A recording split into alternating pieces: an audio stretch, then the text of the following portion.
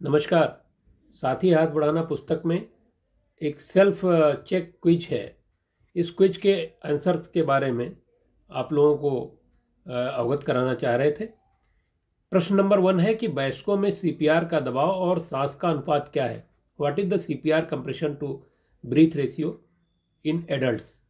तो एडल्ट्स में सीपीआर का दबाव और सांस का जो अनुपात है वो 30:2 है। और हालांकि आपने जो पुस्तक का अध्ययन अगर कर लिया है तो ये प्रश्न आपके लिए बिल्कुल ही आसान सा है। और जो सेकंड क्वेश्चन है वो है वयस्कों में छाती पर दबाव की गहराई कितनी होनी चाहिए। तो 2 इंच टू 2.4 इंच, लगभग 2.5 इंच, इससे ज़्यादा नहीं होनी है ना इससे कम होनी है। कम इसलिए नहीं होनी है क्योंकि अगर चेस्ट पूरा रिक्वाइल नहीं करेगा तो आपका सीपीआर इफेक्टिव नहीं हो पाएगा। इसलिए पूरी तरीके से कंप्रेशन करना है और फिर चेस्ट को पूरी तरीके से रिक्वायर होने देना है। तो ये बहुत महत्वपूर्ण चीज़ है, इसलिए इस प्रश्न को इस पुस्तक में डाला गया। और हालांकि आप इसको जान रहे होंगे। हमारे यहाँ क्वेश्चन नंबर 3 जो है वो है भारत में आपातकालीन नंबर क्या है। तो उत्तर प्रदेश में और भारत में 108 एम्बुलेंस के रूप में एक आपातकालीन नंबर है जो चिकित्सा स्वास्थ्य सेवाएं के द्वारा संचालित है, भारत सरकार द्वारा संचालित है और प्रदेश सरकारों द्वारा भी ये संचालित किया जा रहा है। तो 108 पे अगर आप कॉल करते हैं तो बहुत जल्द आपको एम्बुलेंस की सुविधा उपलब्ध हो पाएगी। तो इसलिए ये जो क्वेश्चन था ये इसलिए था कि जिससे एक बार आपको याद फिर से हो जाए। The next question is question number 4।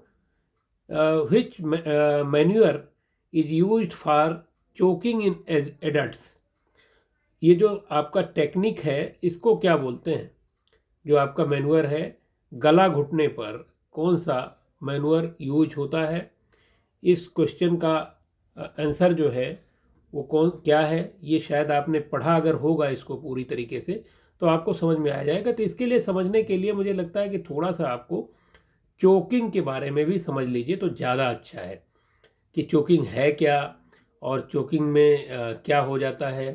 तो बेसिकली चोकिंग क्या है कि अगर किसी के गले में यानी सांस नली में कोई ऐसी चीज़ फंस जाती है जिसमें सांस लेना कठिन हो जाता है उसको बोलते हैं चोकिंग।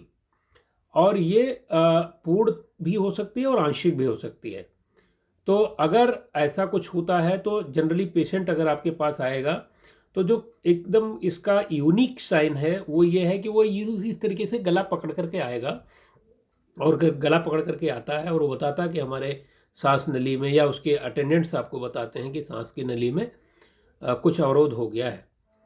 तो यदि आप सामान्य व्यक्ति भी हैं, चिकित्सा कर्मी नहीं हैं, तो भी आपको एक हेलमिच हाइमलिच पद्धति जो है उसके अनुसार क्या करना होगा कि आपको पेट के पास डायफ्राम के जस्ट ऊपर इस तरीके से मुट्ठी बना करके और हाथ को लगाना है। पीठ की तरफ से आपको खड़े होना है और पैर को दोनों पैरों के बीच में फंसा करके जिससे वो मरीज आगे की तरफ ना गिरे और आपका पूरा फोर्स लगे।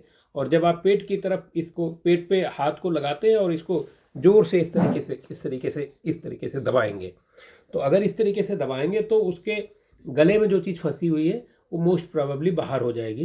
तो ये हाइमलिच पद्धति है और इस हाइमलिच पद्धति के अनुसार हम लोग जो चोकिंग है उसका इलाज करते हैं।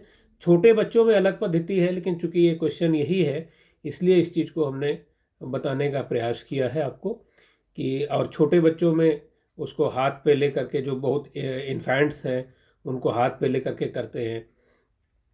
नेक्स्ट क्वेश्चन है कि प्रति मिनट सीपीआर की अनुशंसित गति कितनी है।